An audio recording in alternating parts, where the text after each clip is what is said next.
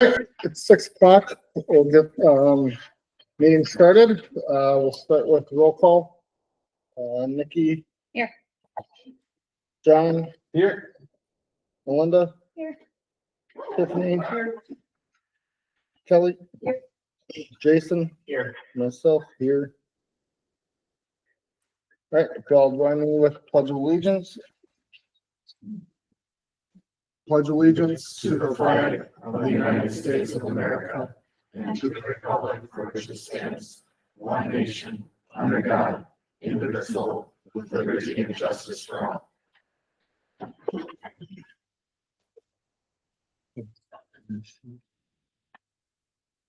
Yes.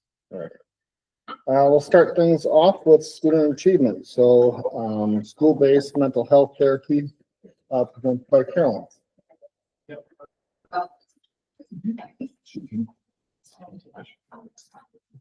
No pictures. Last opportunity. No.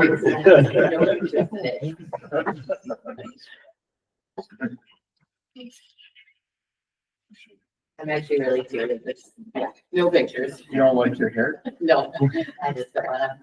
All right. Thanks guys for letting me present. So I am just presenting on our school-based mental health therapy that we've had for the last actually 8 years. So I just want to start with a little video about school-based mental health therapy. Just get it up and going.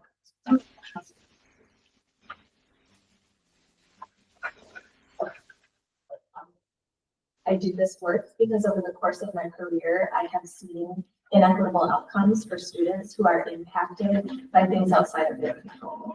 And mental health and wellness is one of the areas that I know that we can make an impact on in partnership with community agencies, parents and caregivers, and with school staff. School mental health is important for students because it really looks at the whole child approach. So while we have our academic learning happening, our social emotional skill development needs to be happening at the same time. In life in general, relationships matter. We really focus on building those relationships with kids that we can develop. How do we look at a systems level to really be able to capture all of the needs that we have in our district as a counselor with a piece ratio of 1 to about 400? I see it day in and day out how many needs we have, and I feel like it's important to help work on those systems and being able to really capture the needs of students. We understand that mental health is important and mental wellness is important for all of our students and families who come through our school district from early childhood through the age of 21. The impact of things outside of school and how that manifests in school is something that we take really seriously. So if a student is not coming in mentally well, or their social emotional wellness is not in such a place that they can access education, that is where our entry point is. As school mental health professionals, we can stop the cycles and end the barriers by collaborating with families, caregivers, and by building those relationships with those students. We need to not only be aware of the mental health concerns that they might have, we also need to understand what those barriers are and be able to address them in a wide variety of ways. Kids come in with extremely different backgrounds and trauma histories, and how one student might react to a situation is going to look different to another student. We start first at the universal level and really think about wellness around all aspects of a student's health. If we can help them through like school's a safe place, we're going to find a lot more benefit from it. We're going to take those barriers out of the way. Positive school climate, culture for staff and students. So feeling pride in your school, feeling belonging in your school, feeling like you have a say in how things are going. It helps that you don't go to the school.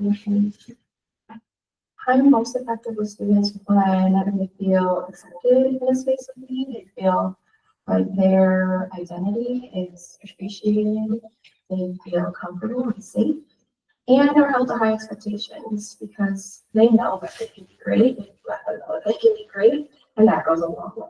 I've seen the benefit and the impact that school-based mental health services across the continuum of supports can have on students, with the primary goal of being able to access their education and learn so that they can achieve their life goals after leaving us and leaving the public school system. It's not just investing in students, it's really investing in the whole community. They can see it way better than I can. All right, so I just have a couple of high points. I did include a couple of handouts for you guys. So that's the 2003-2024 summary that we get from our work for school-based mental health therapy, but I'm just gonna give you guys some high level. So those are handouts for you guys. So the school-based mental health therapy is really just one component that we have of the framework for students. It's the intense level for a select number of students that are in need of it. It's only one thing. We wouldn't recommend therapy for, all students, of course. So I just want to point that out.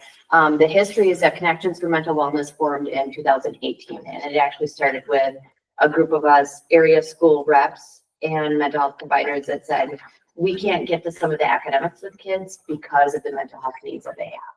So we started to work together in the Brown County area. And it wasn't anything that we created alone, like we created it for this area, but it was working together to take the model that was starting to be done in other areas too. So I'm representing, but I absolutely alone do not do the work. So I want to make sure that I give credit to all the people that are on that slide. Kathy Mogensen does a great job of working with family services, who's our provider. She does a lot of the work with the scheduling. Melissa Disty is our community health worker. She really walks alongside families in getting set up with the therapy.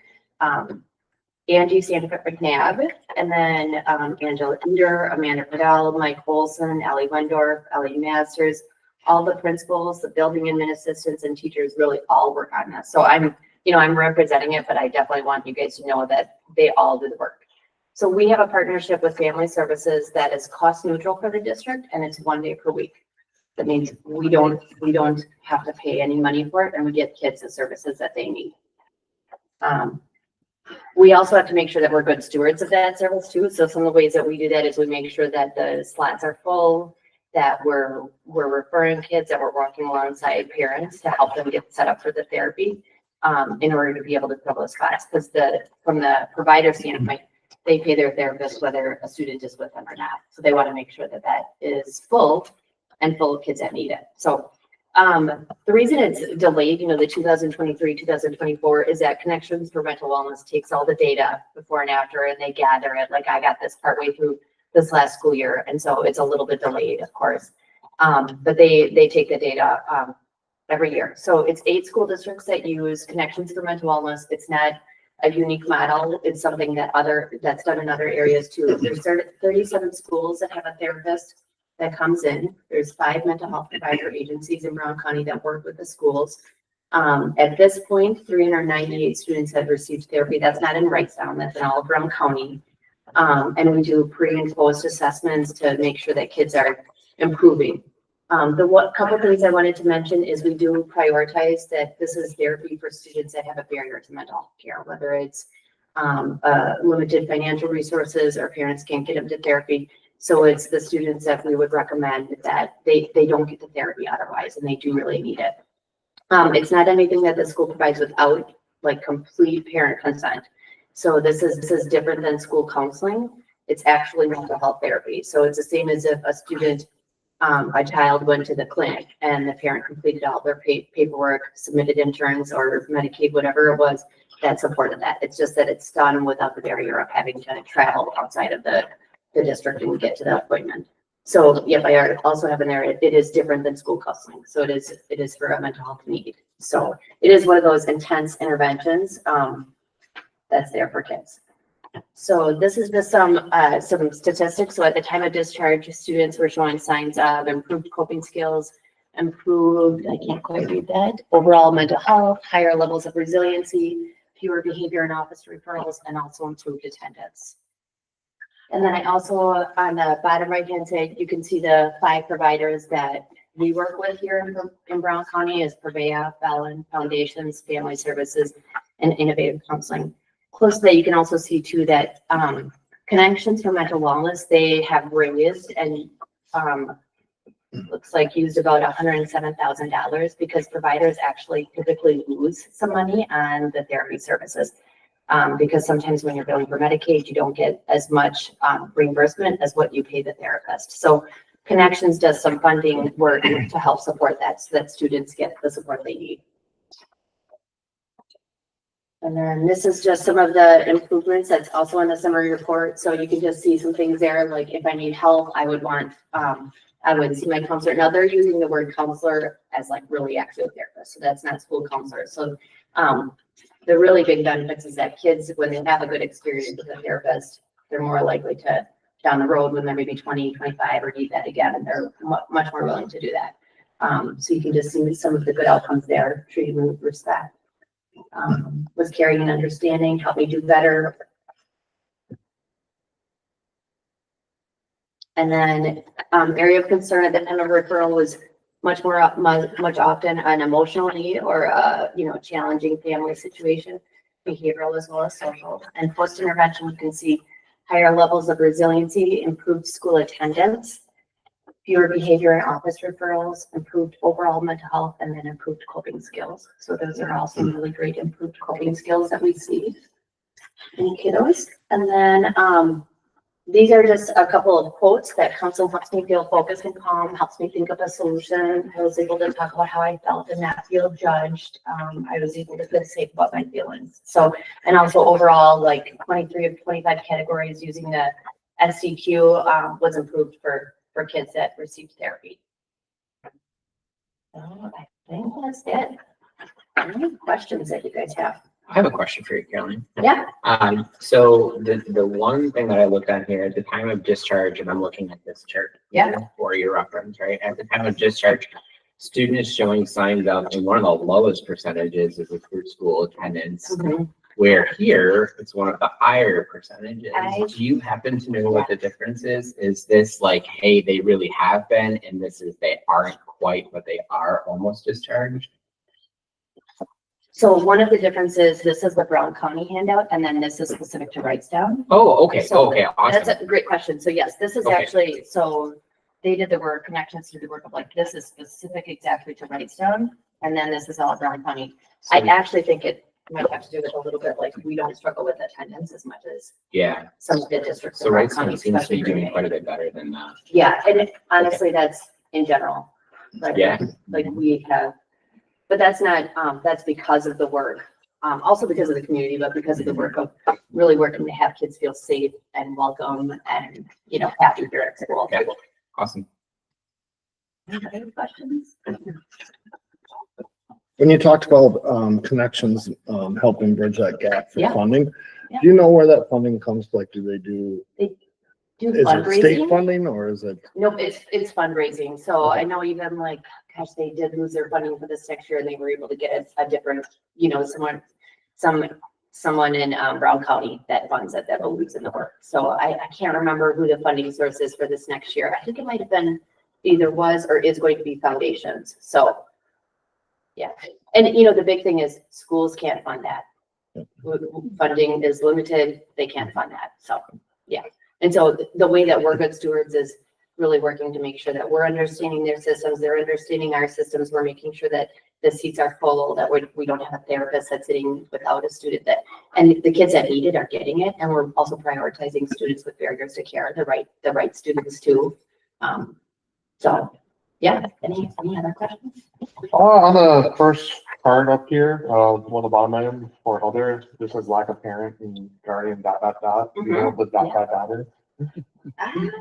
I can look that up and I can find out for you. Yeah. It might just be maybe like making support. Covered or something. Yeah, but like I did mention before too, parents have to give consent, they have to complete all the paperwork, so it's never anything that's done without parents being very involved. So I can find that out for you and email you. Okay. Okay.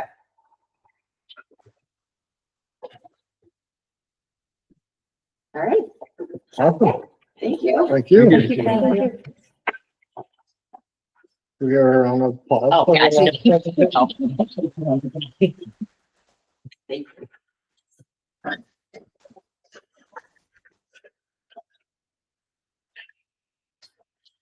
All right, next on the agenda is forum for public comment.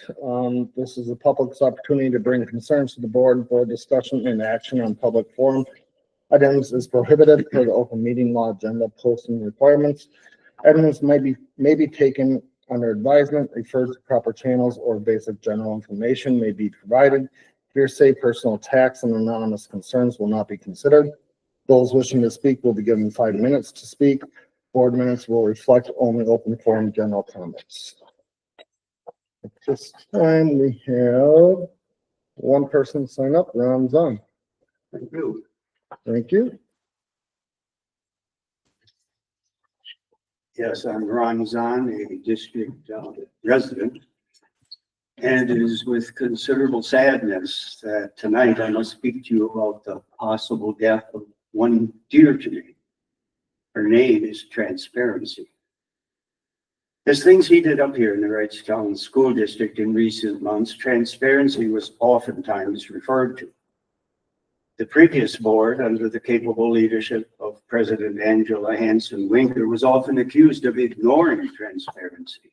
According to allegations, she wasn't transparent about speaking for the board to a political organization, and this without first informing the board. We now know this charge to have been nonsense. And allegedly, she wasn't transparent about the investigation of Superintendent Andy Space. Apparently, she failed to inform the board when suspicions first arose about his performance, when the investigation began and what was being discovered. Charity might have suggested that this was not so much a lack of transparency as it was instead an eagerness to protect both the district and the reputation of the superintendent until such time as more was known. A time when suspicions were either verified as valid or proven false. Of course, we now know that Mr. Space chose of his own accord to resign about midway through his contract, a decision which brought an end to the investigation and the possibility of a formal hearing. Maybe Transparency didn't die during that period, but a good friend of hers did, Charity. And charges of lack of transparency certainly flew wild regarding the unbudgeted costs for legal fees and eventually costs for the severance package, especially given the fact that the superintendent had been employed by the district for only a year and a half or so. Why this review of recent history? Because the frequent allegations of a lack of transparency on the part of that board seems to me to have been unwarranted. Rather, the very ones who alleged that lack of transparency are now themselves being lacking in transparency. In January of this year, the board signed a contract with Mr. Ron Sari to serve as interim superintendent. Many who attended board meetings found his style of leadership to be exactly what Wrightstown needed at this difficult time. He properly understood the relationship between a superintendent and the board, and that was evident frequently at meetings. He was thoroughly professional. Yet on May 28th, the Wrightstown Spirit reported briefly, unquote, the Wrightstown Area School District Board of Education met in closed session on Tuesday, May 20th with legal counsel to discuss concerns of Superintendent Ron Sari's performance. After it came out of closed session, the board announced it had decided to place Sari on administrative leave pending the completion of its review. End quote. That's it. That's all of it.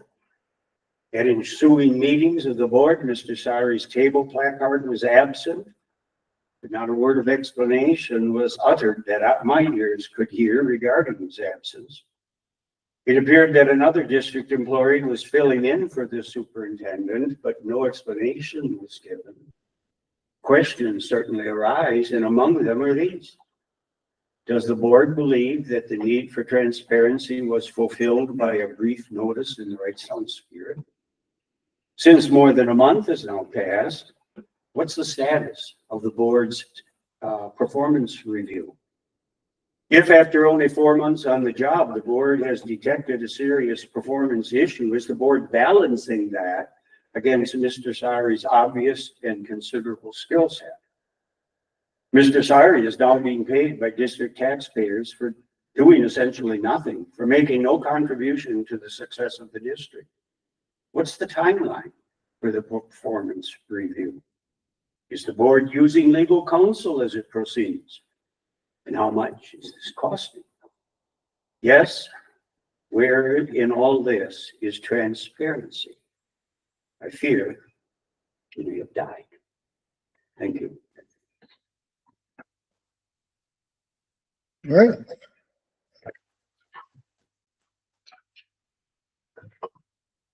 Next on the agenda is approval for meeting minutes of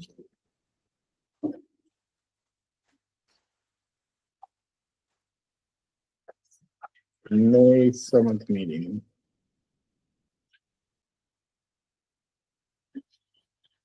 May 20th, or May 20th. May 20th. Yes. Can I get a motion to approve?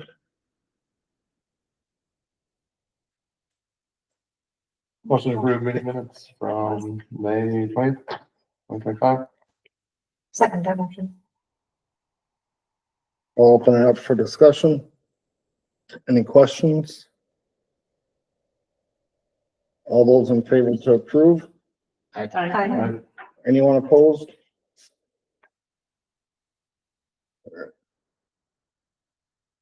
Discussion and possible approval of the May 21st, 2025 regular meeting minutes. Motion to approve. I'll make a motion.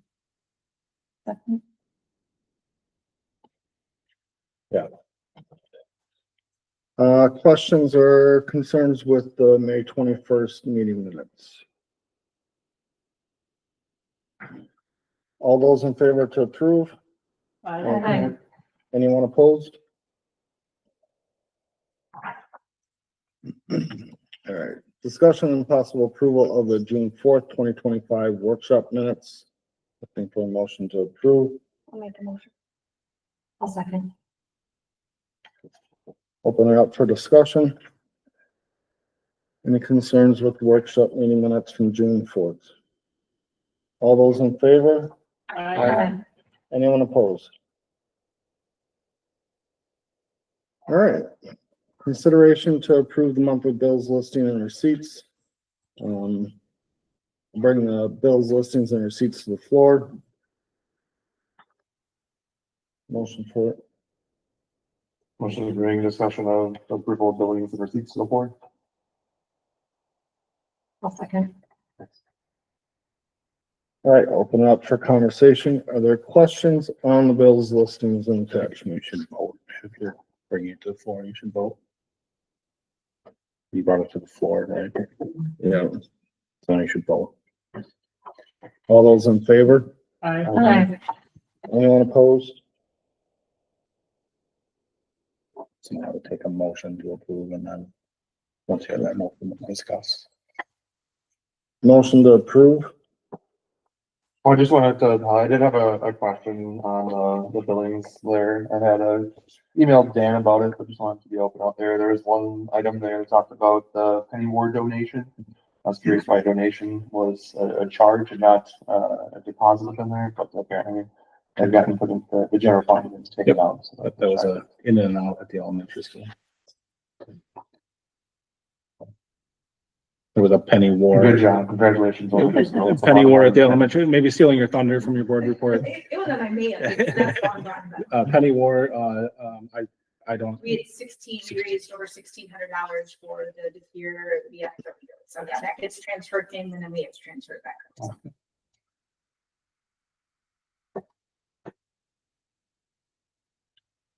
Any other questions? All right, all those in favor? you need a motion. Motion to approve. Motion. So, I make a motion to approve the monthly bill listings.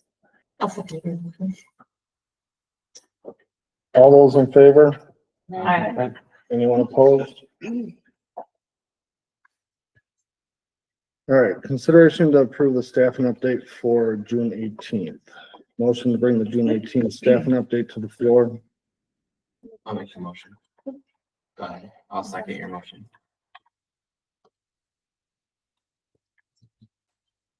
All those in favor? Aye. Anyone opposed? All right. So we do have, two resignations at the elementary school, FIAD teacher and a second grade teacher.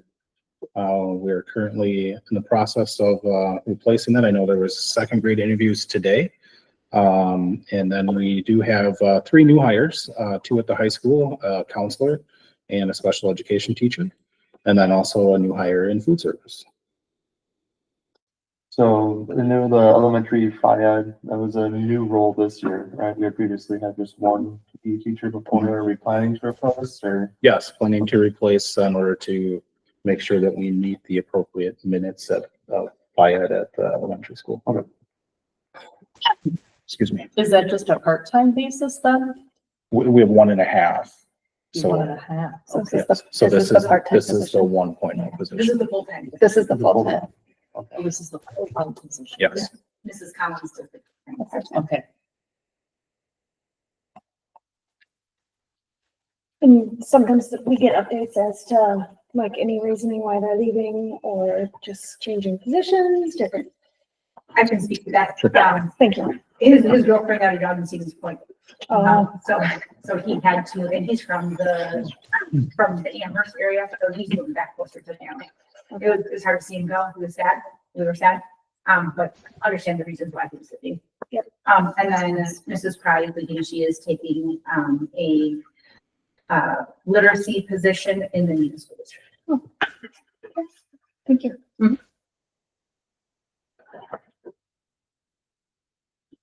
Anything else? So you're looking for a motion to approve the resignations and new hires as presented. I'll make a motion. I'll second it. All those in favor? Aye. Anyone opposed? Yep, carried.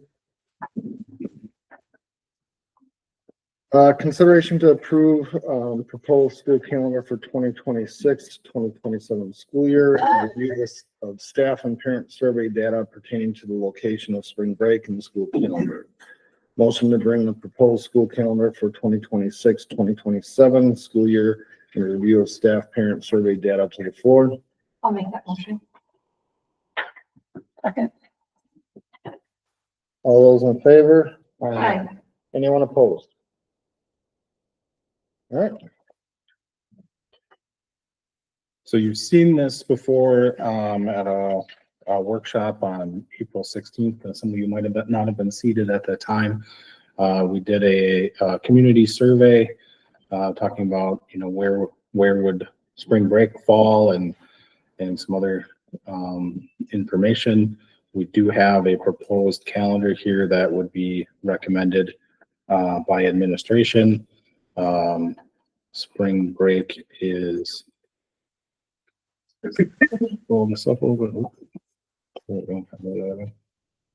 spring break would be the second week of March.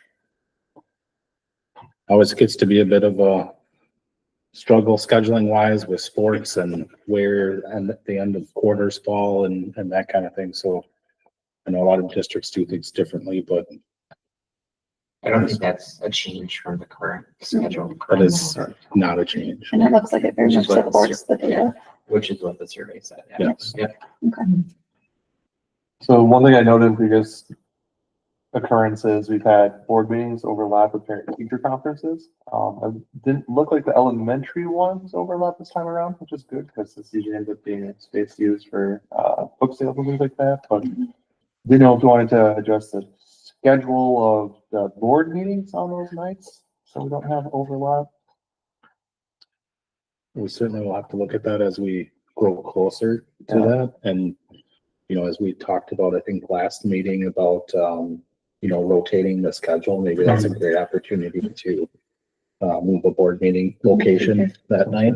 I like that idea. We'll certainly look at that administratively and provide a recommendation.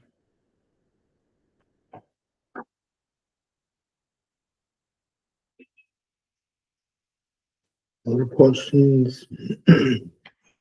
Well, not necessarily a question, but I wondered about, I know a while ago, there was like different options brought to the board. I guess I would be, happy to see that again, just to see, is it just for different variances in the calendar and maybe try to coordinate more of like the high school days off with the elementary so that parents that need help, I know they don't all coincide. It's just not gonna work with some of the dates, but maybe some of the PD days, and I know why they're put everywhere, just to kind of focus on that.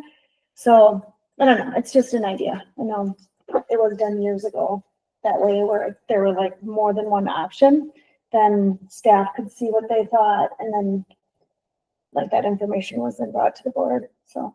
I know the principals, saw input from the staff. So in we do, development. like, we kind of have like 2 or 3 drafts that we start off with. And then we take it to like our building leadership team. And then we kind of go from there and see it. And they take it back to their grade level, their different content levels, and they talk about it. And then they come back to us and give us the feedback. And things like that. So the staff do get some input into kind of how the calendar ends up laying. So there are different options that we start off with.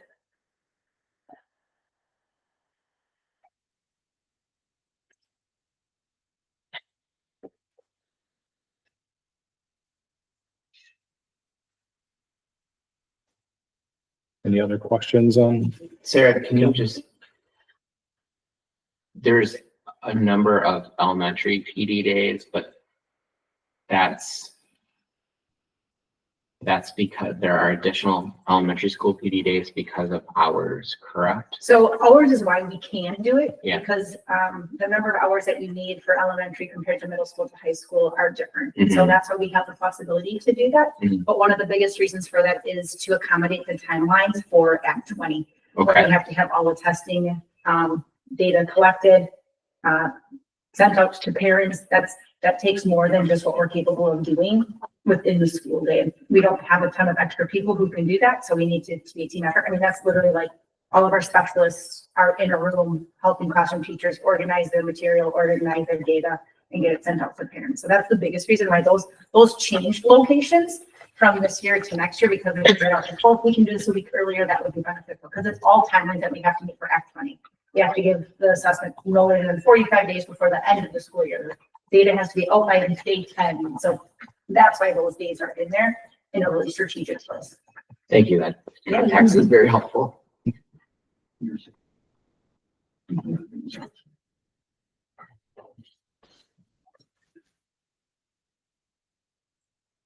that something, Sarah, that is gonna continue going forward? As long as Act 20 is a thing and those timelines are there, those are things that we can't just do within the day. So we do some of it. So we have day meetings during the day, but then that's taking away the teacher's time to prep other things. And so what we're trying to do is then in those days that we have off, we have to write personal reading plans for every student who scores below the 25th percentile on a screener, and then has to take additional diagnostic testing. So then from there, then we have to meet with the classroom teacher, write a specific plan for that student, and then make sure that the teacher signs it. If there's a special ed teacher, they sign it. The administrator has to sign it. If they're getting services from an interventionist, they all have to sign it. So it's a lot of coordinating that needs to be done, and it's easier if everybody's just available in a day, because you have only so long, a small window by the time that testing is done, that the letter has to be in the parents' hands.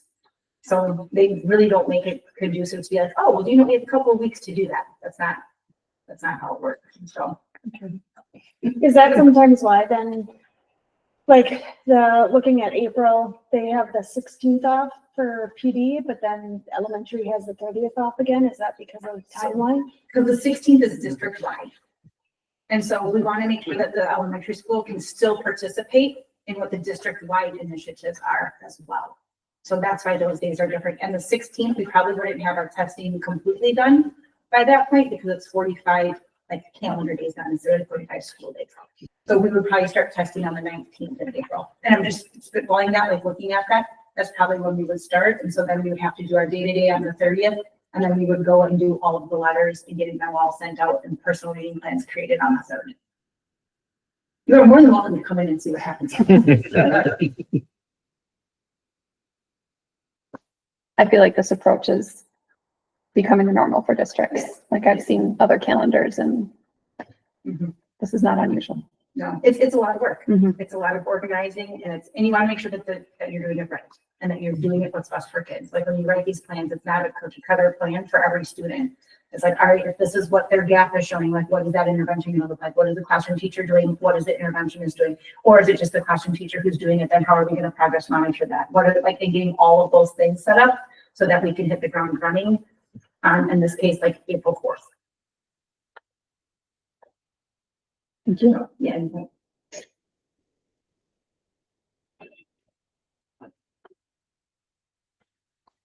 Other questions?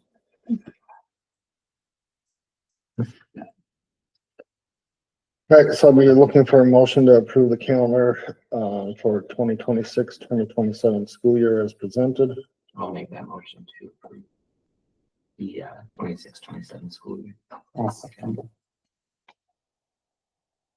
right, all those in favor? Aye. Anyone opposed? All right, motion carries. Consideration to approve proposed high school, middle school start and end time change for the 2025-2026 school year. Motion to bring the proposed high school and middle school start and end time change for 2025 school year to the floor. I'll make that motion. I'll second it. All right, all those in favor? Aye. Anyone opposed? All right. So you've seen this as well. Noticing we're trying to eliminate amount of time of students on the bus. So just adjusting the start and end times by a few minutes to try to alleviate some of that pressure and the congestion on the bus and having everyone in the same place all at the same time. So try to help our bus drivers out a little bit and try to make things flow a little easier. There's been a considerable difference in time where elementary kids get out and middle and high school kids get out, and it takes time for them to get over here. So our elementary kids are sitting on buses for a lengthy amount of time, waiting for other kids to arrive. This 5-minute shift will help alleviate some of that wait for our kids.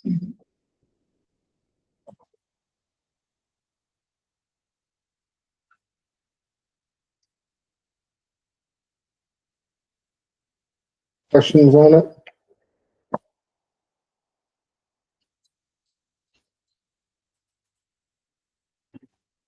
I don't know if my child can get to school 5 minutes earlier. He will be the only one with that. Can't change all the clocks in your house by 5 minutes. They won't really They know. won't even know. They can teach you how to do it on their phone too. Yeah, just keep seeing it.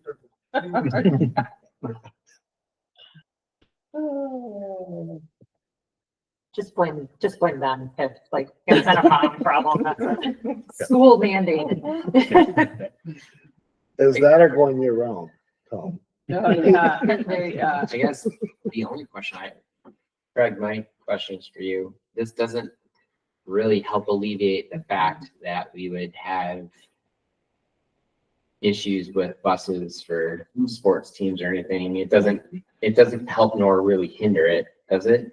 It helps a little. Okay. Well, it'll help. It could. For the biggest complaint with bus drivers is it's tough with elementary kids doing nothing on the bus for 20 minutes. Sure. It kind of Yeah, no, I a little bit. All right, which can be with anybody.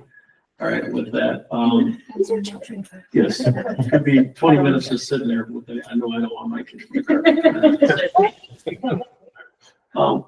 So yeah, that's kind of one of the reasons that, we want the bus drivers to have a good experience with our year as well too. Usually we have 3 more buses than we have for the route. So then those 3 extra buses we can use as during routes, we call them to, so we can have 3 buses go out for after school activities. If we don't have that, we have to take a after road bus, which is usually 4:05, 4:10, and this will move this up to 4 o'clock. All right, so it might help a little bit for uh, late, but otherwise, if we're playing Little Shoot or Freedom or Denmark, we gotta drop them off early and then it goes, the coaches don't like sitting there and doing the Right. All right. And every school district's going through that, so it does help a little bit. Okay. I know the coaches will like it for practices after school. Yeah. All right, so that we can get them home a little bit earlier, so it's only 5 minutes, but it does seem like it would be a lot. We could probably get practice starting at about 3:15 now. Yeah, no, I mean, I think it's a great thing for the elementary school kids not being on the bus, obviously, right?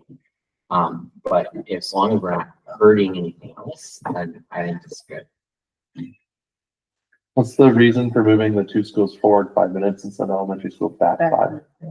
So if we move it back, then what I have is that I have longer time to provide supervision for my students at the end of the day. And I don't need any more time in our count in our day. Our day is already more than enough minutes. So by doing that, I'm actually adding minutes to us where we don't need to add any minutes when it comes to what's required by the state. Well, So- so even checking the start time back to 8:05 instead of So if we did that, then I had them on the playground 5 minutes longer, and I don't want 530 kids on the playground longer than that in the morning. So really, they were able, most of the buses are already here. And so all of it really does work just to bump the middle school and high school up 5 minutes, because again, all the buses are here.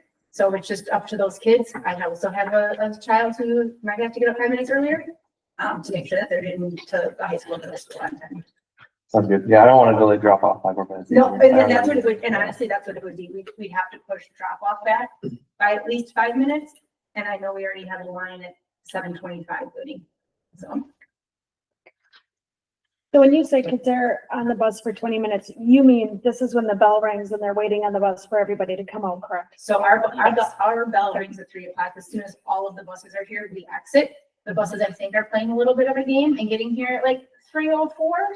So then we hold the students in the building until all the buses are parked. But then they sit on the bus. They don't usually leave this parking lot until 3:19. That's on a good day. The So high it's- school kids walk over.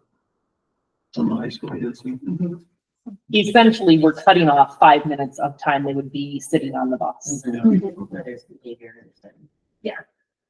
And again, that would be if the buses are all here right away at 3:00.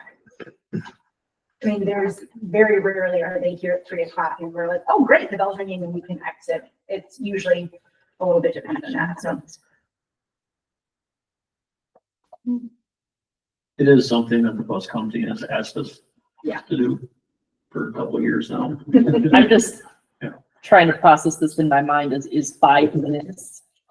It does make a difference. Okay, does because it make a seems difference. like not much time to me to make a difference. It does. Okay, We could move middle school and high school up another 5 minutes, but then we're starting at 7:50 and Yeah. some people might be too drastic of a change. Might be something you want to keep into. Yes. A year by year transition. That's 5 minutes as an adult, though, right? 5 minutes as a kindergartner, first grader, or second grader, yeah, right, Right. yeah. Mm-hmm. sitting there, doing nothing, having a chance to, you know, I mean, They can do a lot. yeah. It's a whole lot. I do a lot under 5 minutes to find trouble. Yep. I say, let's try it. Just out of curiosity, aside from the start times with the bus company, are they offering any kickbacks or deductions on the contract? Not that I know about, but I don't deal with that, so that would be more of a Dan question. Yeah, I don't know the wordage in the contract. So. I think it's I by would- numbers of. Yeah, routes. it's by routes. It's Routes. not by time. And if it's something that they're asking for, you know, I don't see any issues with them. We have, because of limited, bus drivers gone down routes, so maybe the route's a little longer. And sometimes we have to get creative that way if some bus drivers calling sick or whatnot, so. Phil, a part of the, he does a really good job. He's really easy to work, talk to him a lot, and principals do too, so we're definitely in it together. It's a good partnership, I think. Okay. Other questions? All right, so then I'd be looking for a motion to approve the high school, middle school start and end time change for 2025-2026 school year as presented. I'll make that motion. Right, all those in favor? Aye. Anyone opposed? All right, consideration to approve the Edgar special policy updates from Neola. Motion to bring the Edgar special policy updates from Neola to the floor. I'll make a motion. I'll second. All those in favor? Aye. Anyone opposed?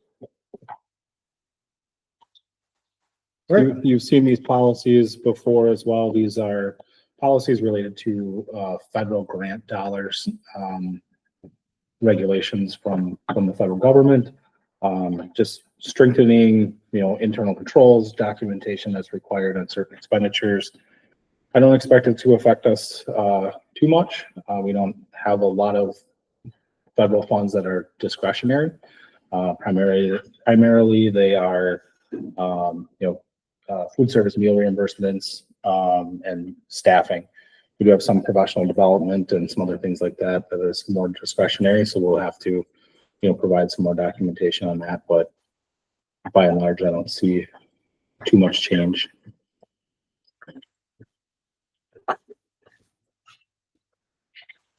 Any questions on the policies as presented?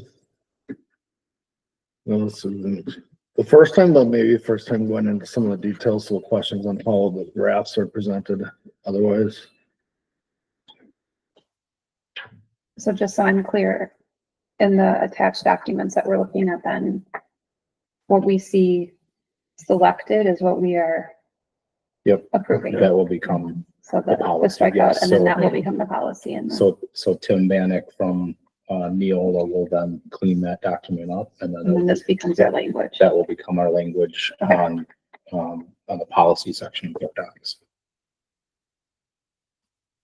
That's one call I have is, PS 7450, the document name's got a typo with the actual bracket and property. Sure. And the Yeah. policy itself's named appropriately, Yep. it's just a file name issue.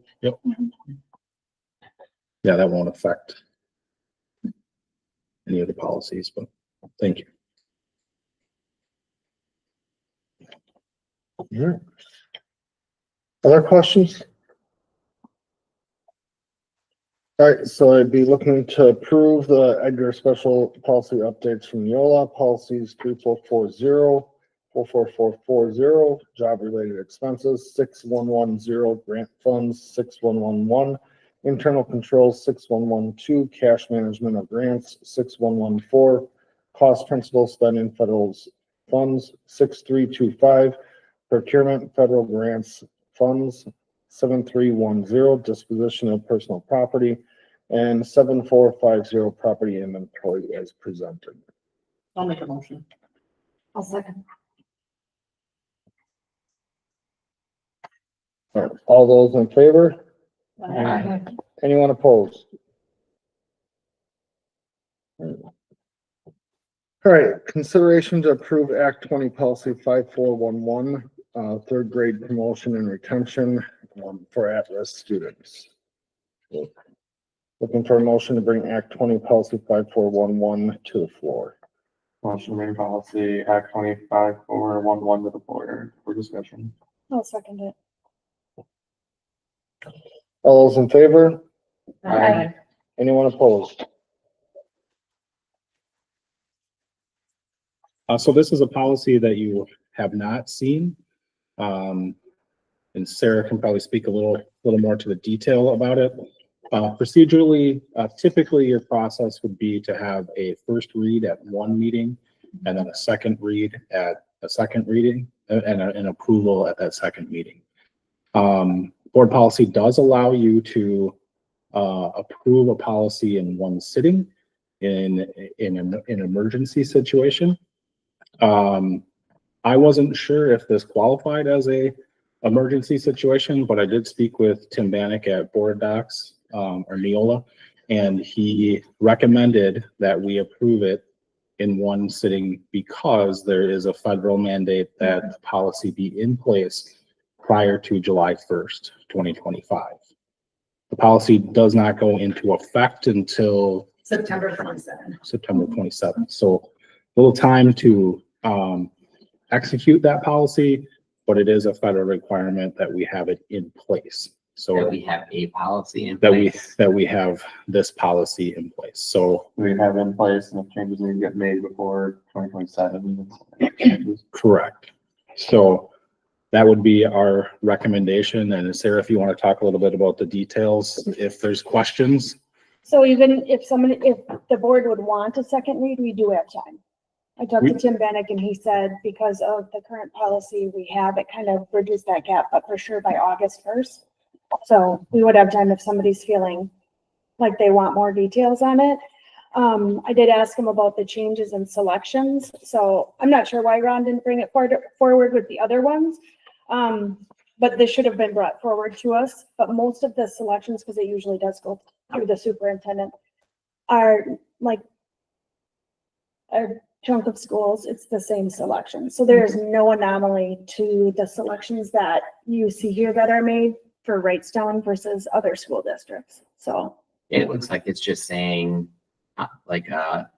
it's just giving an absolute date of September 1st versus cannot be later than that. So it's just basically saying that you're not going to enact this policy prior to September 1st, 2027. You're just going to do it on that date. And also checking all the. Yeah. Options. Yep.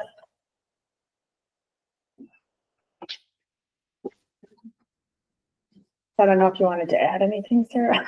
I was like, being that it's When you look at 20-ish. promotion policies, like you had mentioned, like we already have a promotion policy as a policy, but this just goes specifically to Act 20 and third grade promotion. So that the other one could be for any grade level promotion policy. This is specific to Act 20 and a child who is leaving third grade going into fourth grade, because the personal reading plan does not follow a child to fourth grade. Once a child gets to fourth grade, the personal reading plan becomes like an intervention plan, which is what we currently already have for our students prior to the personal reading plan. So basically what it's saying is that if a student doesn't meet the requirement of the personal reading plan, but also doesn't score at meeting it on the forward test in just the reading portion of the forward test, that means that they would not necessarily exit out of their personal reading plan, which means that you could go through the retention policy if we wanted to. Again, with checking A through H, that is a really solid decision because we have to look at the whole child. They are more than just a reader. There's human there, right? And so that takes those things into account. So it's really based on those two things as a student exits third grade. Do they meet their personal reading plan and did they score at a meeting on the forward reading test in third grade? Yeah, we have to do this specific to this because of Act 20, where Act 20 cuts off and an intervention plan starts. That's correct. Yep. And this doesn't take any, there's still parental decision involved in all of this, right? It doesn't eliminate any, I didn't see anything that eliminated that at all. No, it actually focuses a lot on parental involvement in making that Yeah. decision. It's a team decision. It is never just one Right. individual who gets to make that decision unless that decision is the parent. The parent is the only one who gets a sole decision. 1% of students would have fallen into this scenario over the last 3-4 years. So it would be really hard to see because we haven't had personal reading plans.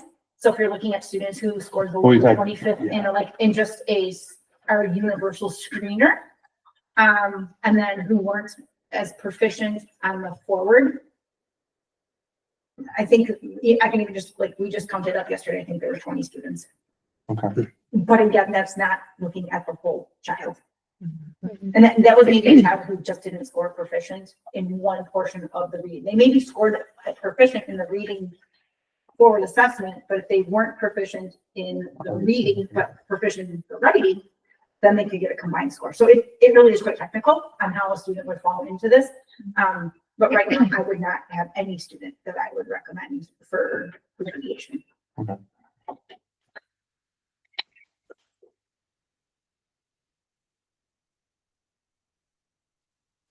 I think the language is solid. I don't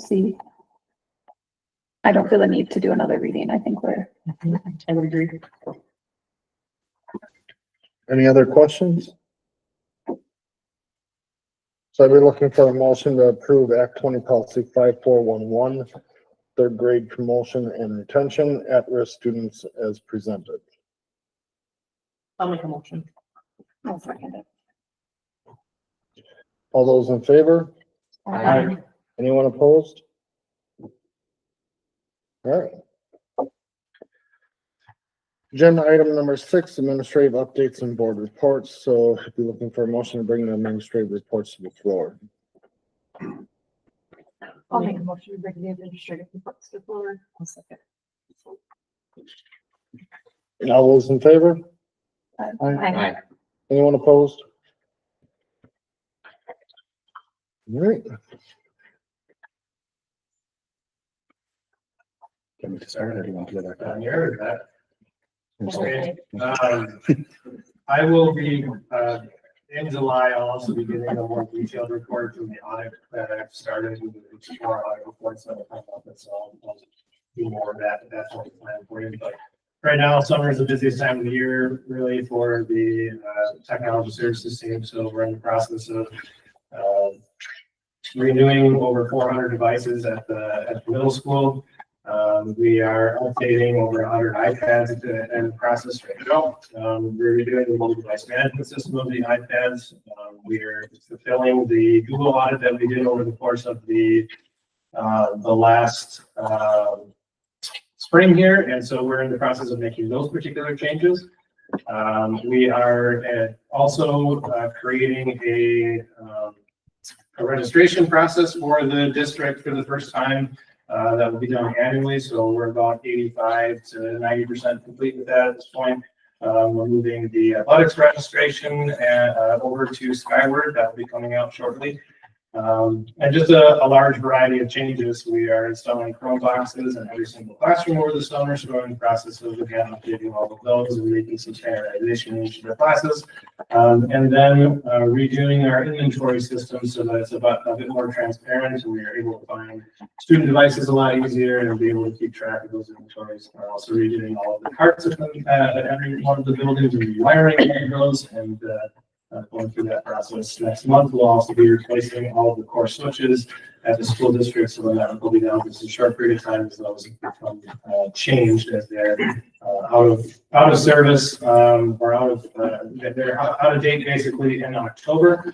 And then we're also re-imaging all of the Windows machines in the school district because Windows 10 is no longer supported as of October.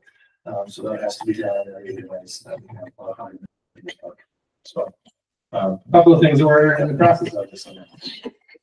Corey, will any of that impact any service for like getting onto the network? Just out of curiosity. It will to a degree. So we have some communications prepared during that day that's going to occur. So the biggest problem will be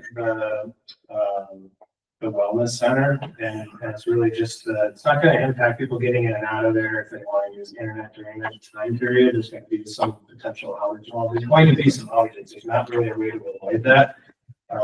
Reducing cost by doing it during the day, where you have engineers to do it during that time, where you pay time and a half or more if you want to do it after hours, and so that's partly why we're waiting until summer and the third week of July to do it, to a place where there's very few things that are going on in the school district. So, so again, there'll be some things that'll be out.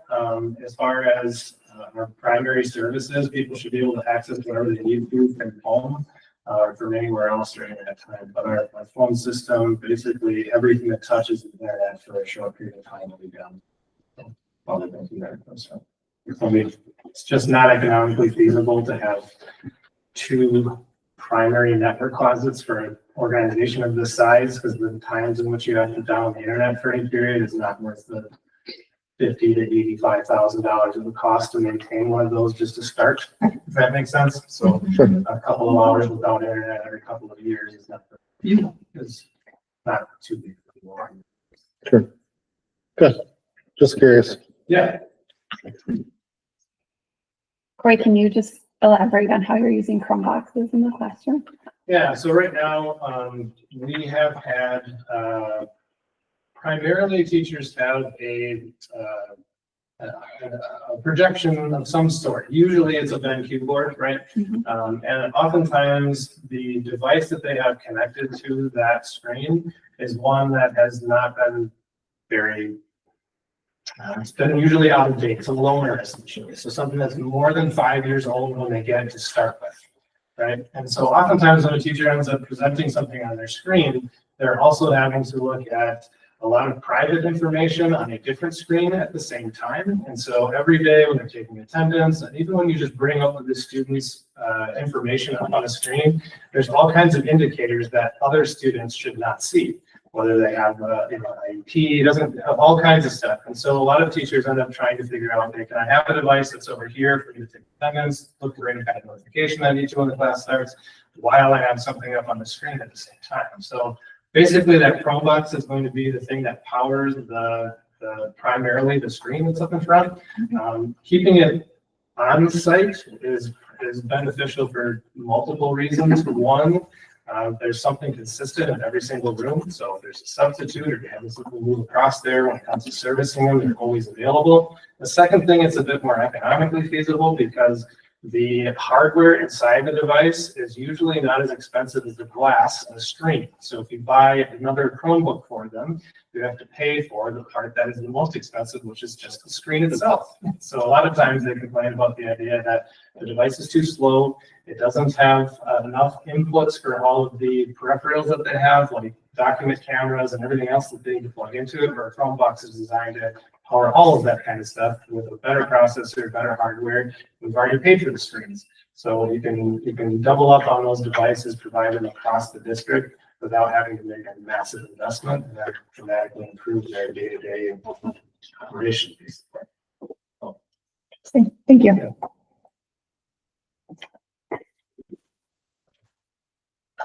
My turn?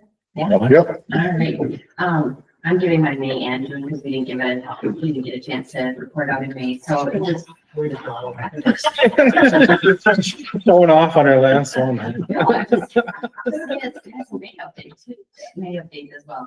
So the teams have done a really great job of finishing up the school year in May and June and then prepping for next year with special education staff, completing progress reports, IEPs.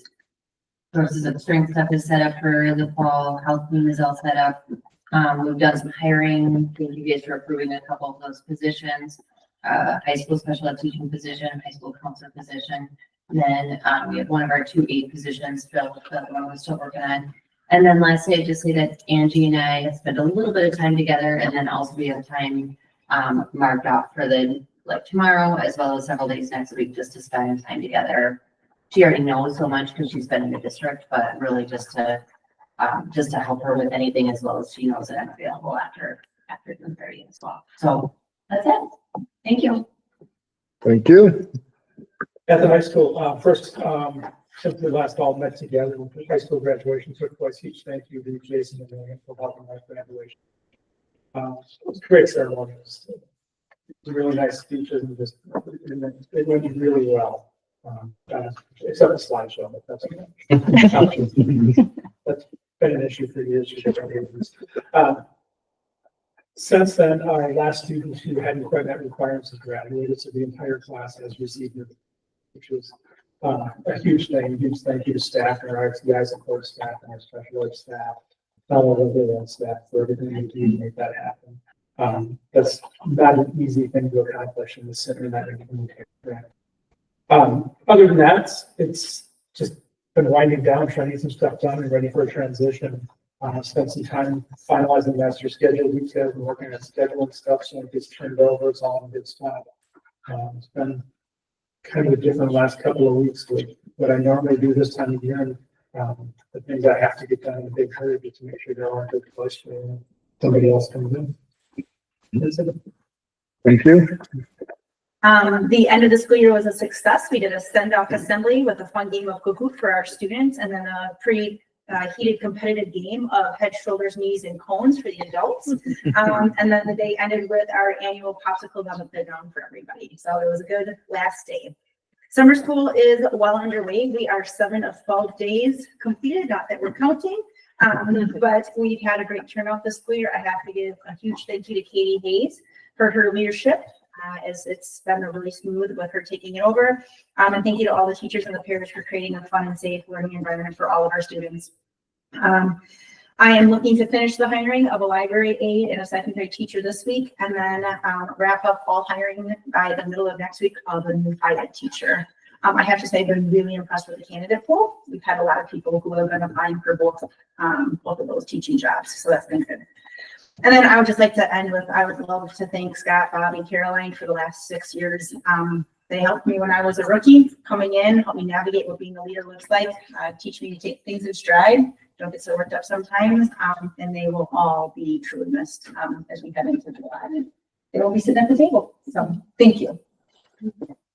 Thank you. All right, best for last. I'll be stuck with that.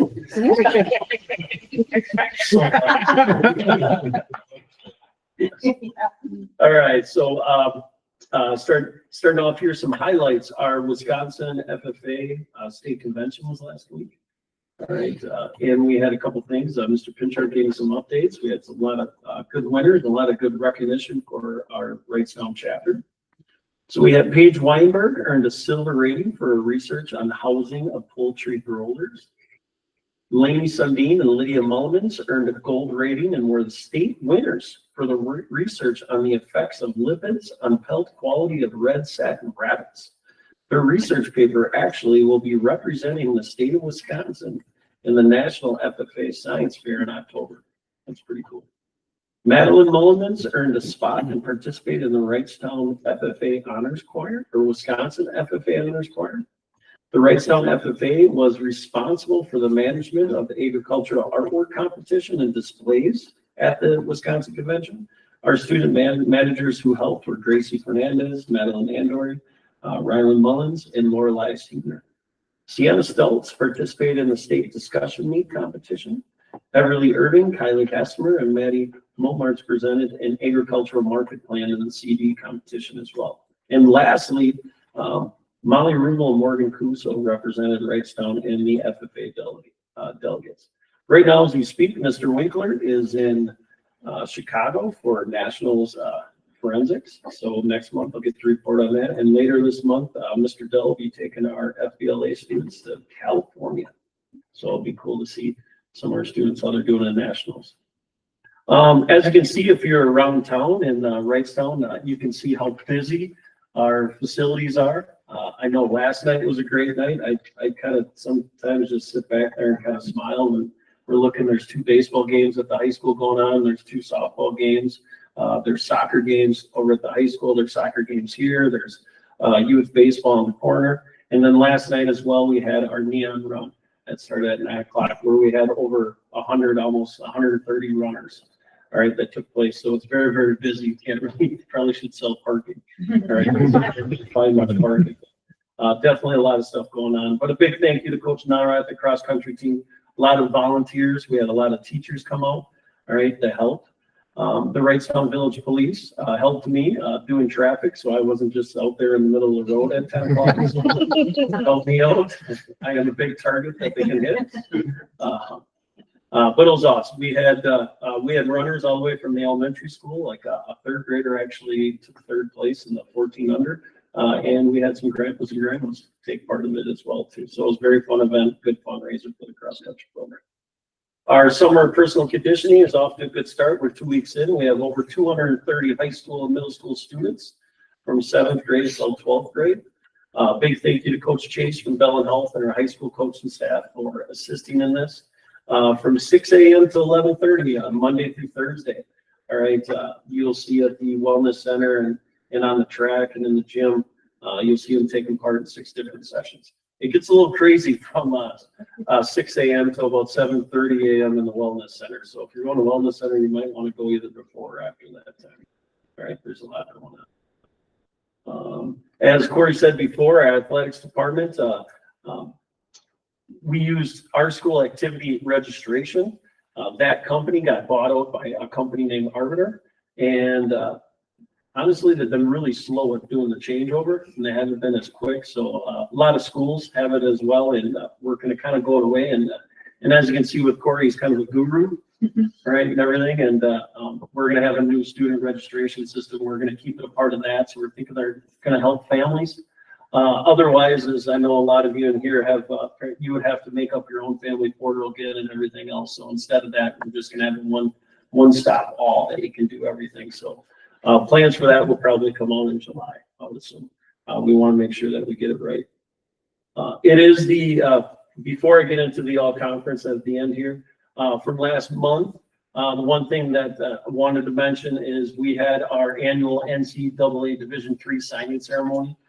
We have 3 seniors that are going to go on and play college athletics at the Division III level. And I just wanted to give them a little shout out. Callie Peterson, she's going to go down to Iowa and participate in pole vault at the University of Dubuque. Dominic Myers is going to go play soccer at Lakeland University. And Ethan Sarah is going to go play basketball at Benedictine University, which is a suburb of Chicago. So good luck to all of them. I know Ethan next Thursday is going to play in the state all-star game in Wisconsin Dells. And Mallory Cowell played in a state all-star softball game yesterday. All right, so it's pretty cool for all of those. So just kind of a wrap up with our spring sports. We had our baseball team won a NEC conference title, which was pretty cool.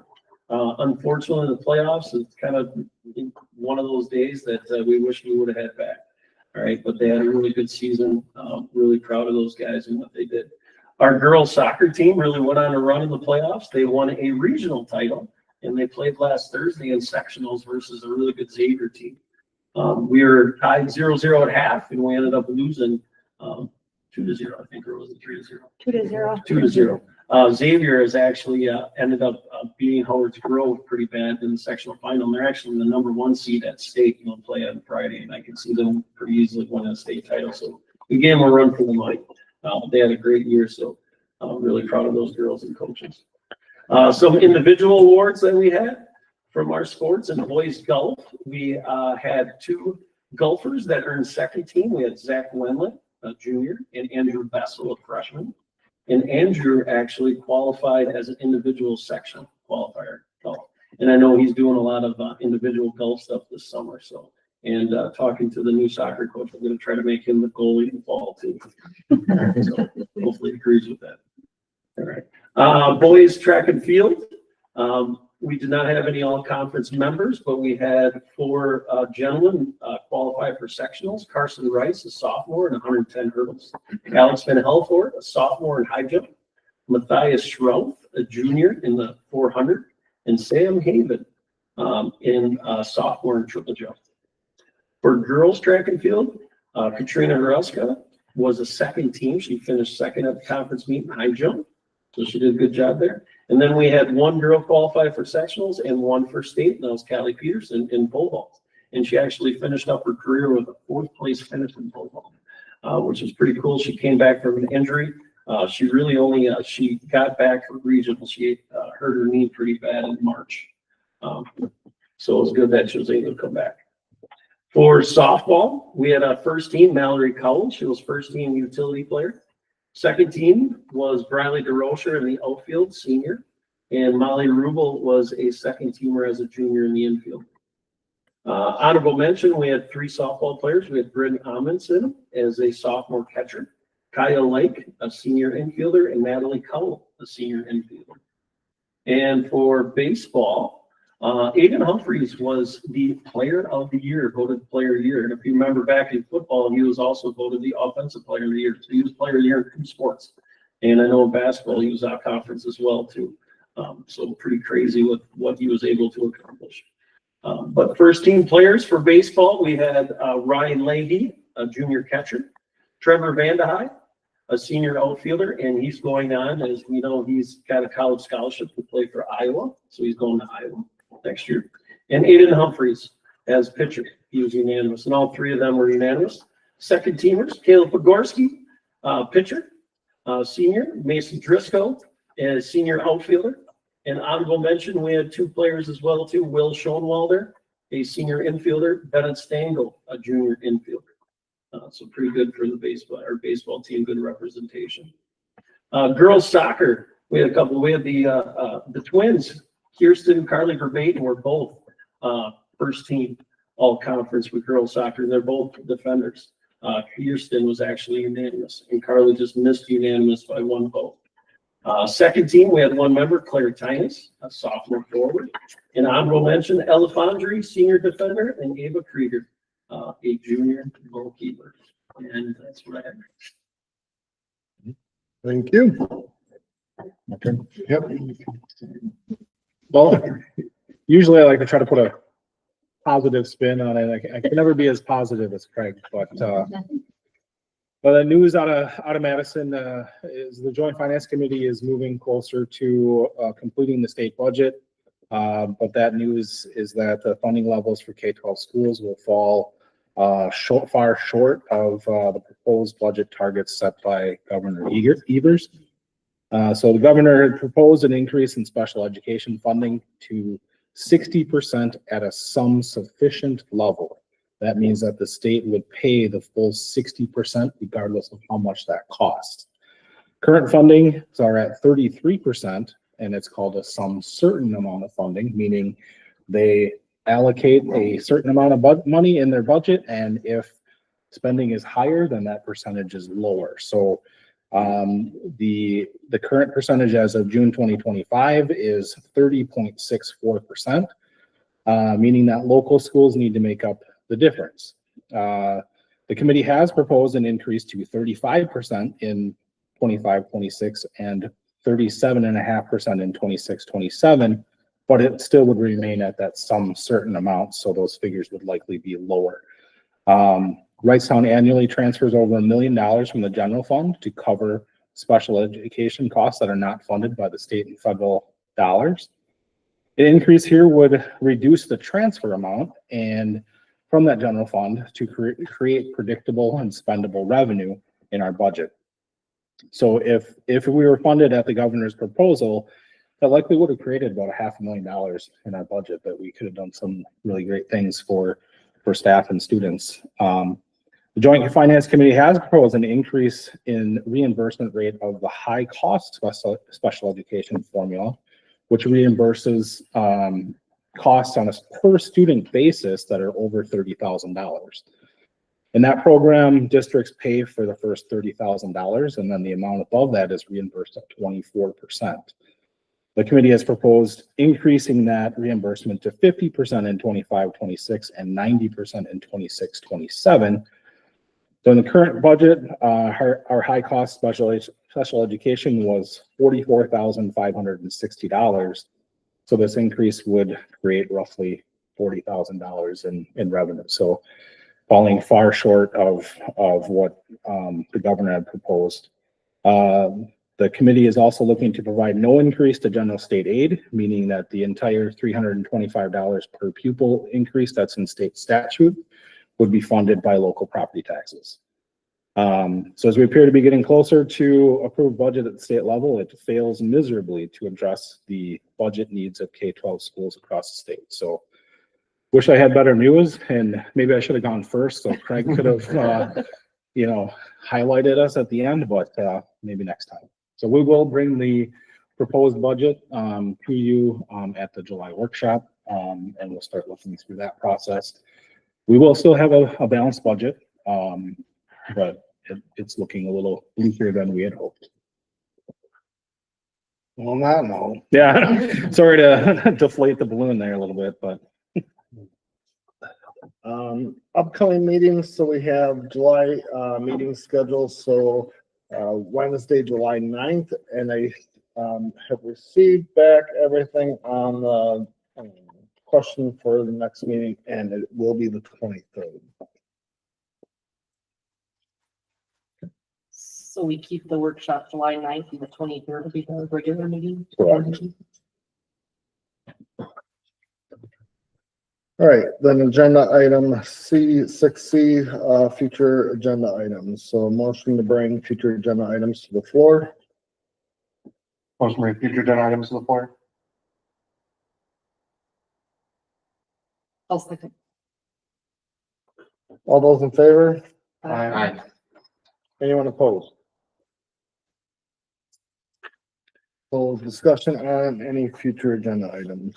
One thing I want to note, when we met last, we got short on time, we were having a discussion about open enrollment improvements. We talked about bringing that back up in June. I think July might be too late now. Is that out the window for the year? Okay. We would look at bringing that conversation back in around the January timeframe when we set the seats. Okay. For next year. And maybe we'd look at bringing that slightly earlier to kind of talk about options.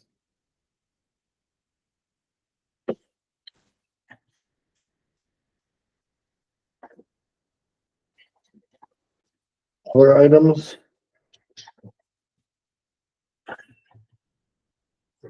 All right.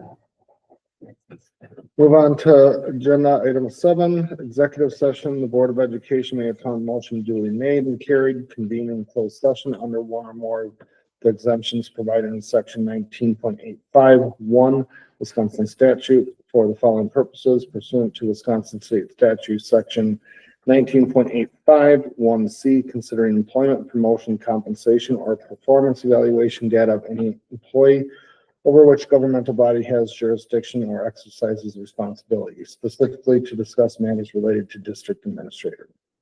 You're looking for a motion to go into closed session as noted. I'll make a motion. Second. All right, so we're going into closed session. Roll call vote. Roll call vote will, Nikki, Yes. Don, Yes. Melinda, Yes. Tiffany, Yes. Kelly. Yes. Jason, Yes. myself and you, yes. 7:22.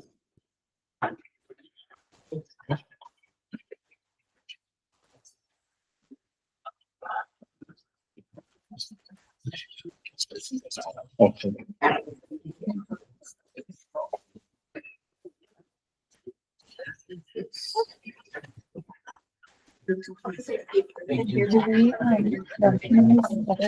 Their last meetings or, no? Like, yeah, then, will they be here before the? Can I just say goodbye? When we get out? I don't know if they're stick around. They probably will. I mean, there's likely not gonna be any. Yeah, I would think by now. Goodbye. Yeah. So on for now.